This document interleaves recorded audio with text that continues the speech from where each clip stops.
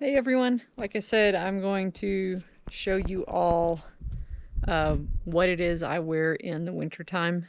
This is going to be for both not fat biking and for fat biking because they're just a little bit different as far as my outer layers. So I always start off with some sort of merino wool base layer on top. And you can see I add extra dog hair for warmth. The dog hair makes a big difference, so definitely do that if you can. Let your dog, leave it on your bed so your dog curls up on top of it. That's what I've found works best. I start with a merino wool base layer. This is my thinnest long sleeve one. I will wear this one if it is basically freezing, really a little bit higher than that. If it's in the 30s, hi Ed. If it's in the 30s, or colder, I wear long sleeves. If it's a little, if it's up in the 40s, upper 40s, I'll go with a short sleeve merino wool base layer. But this is kind of my starting point. I have I don't think I brought it out here, but I do have a much heavier merino wool base layer than this that I would start with if the temperature was further down, like in the 20s and the teens, something like that. So start with that. Next, this is my favorite long sleeve jersey. If it is below 50 degrees, I'm normally wearing this. It is a Velaccio jersey. I think they might actually call it like a jacket or something, but it's really a long sleeve jersey. It's got 3 pockets on the back. It has a zipper pocket if you need that. That is waterproof. Yeah, really, really good jersey. Has a nice tall collar for you to, be able to zip it all the way up and keep the wind off your neck. So that would be top. For normal, just mountain biking or riding gravel or on the road, I wear tights, bib tights.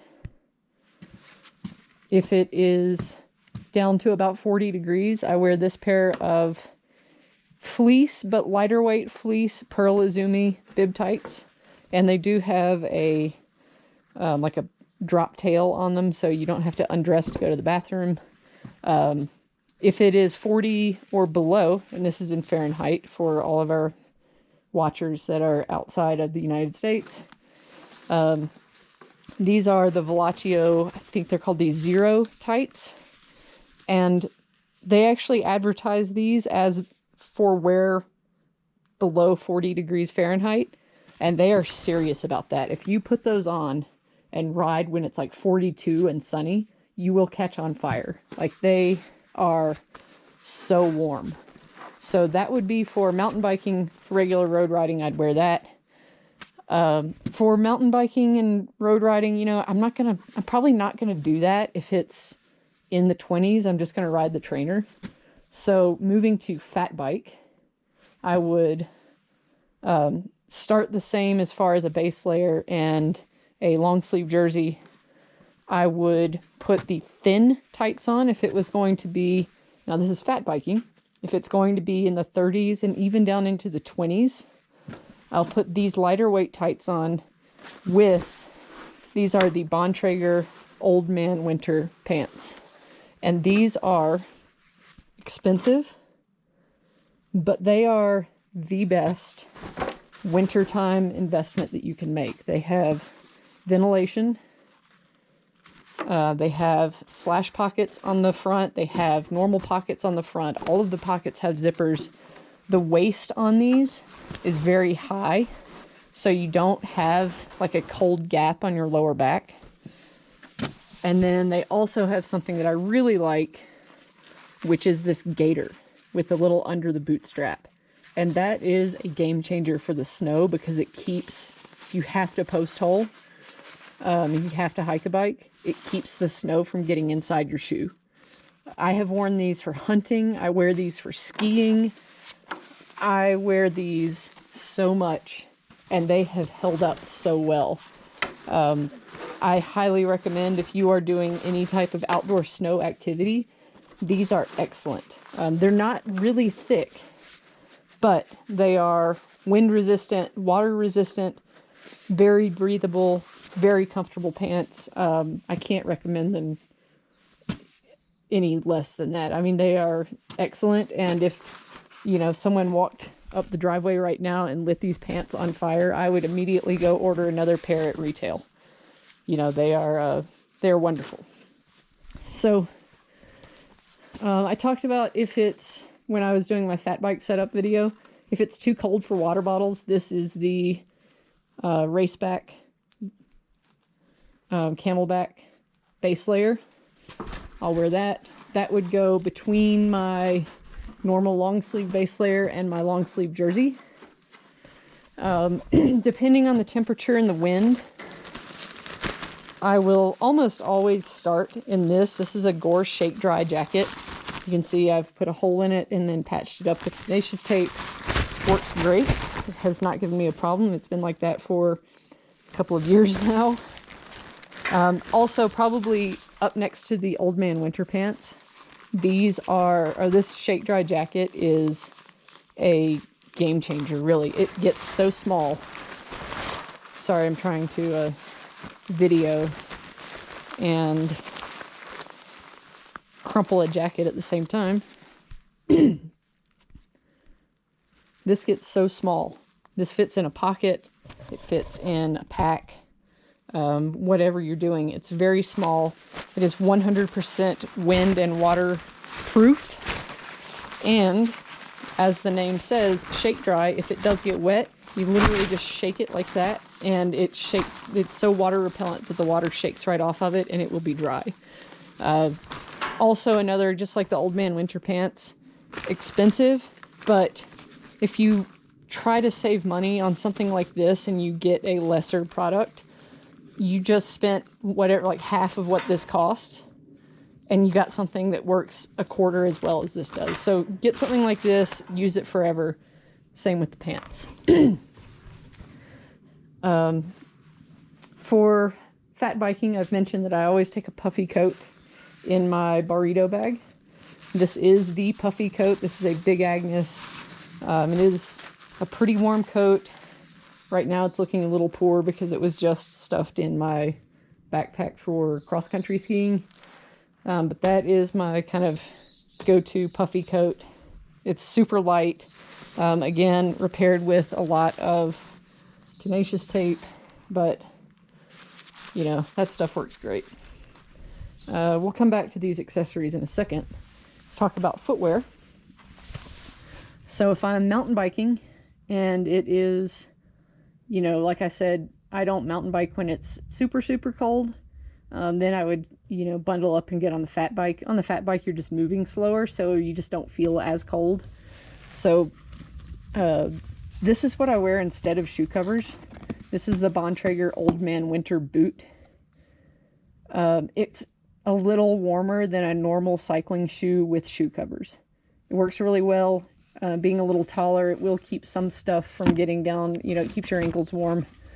I really like them.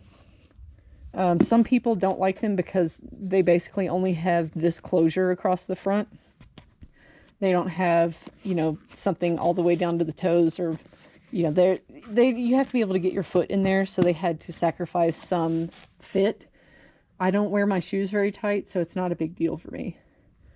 If I'm fat biking, and only if I'm fat biking, and these are the only shoes I wear on my fat bike, no matter how warm it is, that is because I have the cleat set up a little bit differently. I don't necessarily need that shim under there. That's from when I was doing some weird fit stuff.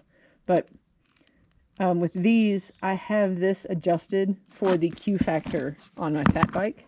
So these are the only shoes that I wear on my fat bike.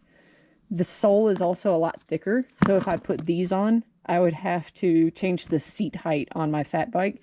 Same if I tried to put these on and ride my mountain bike, my regular mountain bike. So these are always fat bike shoes. These are, you know, if it's too cold for me to ride in these on my mountain bike, it's just too cold for me to ride outside on my mountain bike. That's when I would get the fat bike out and, you know, go pedal around at 9 miles an hour somewhere.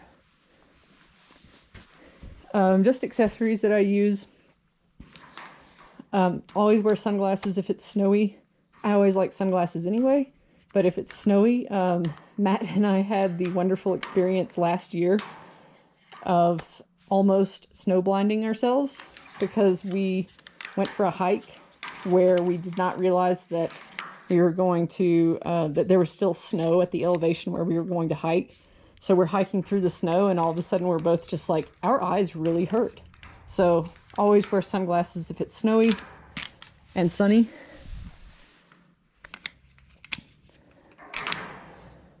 I usually will carry a warm hat with me, just in case of emergency. I don't wear a hat under my helmet.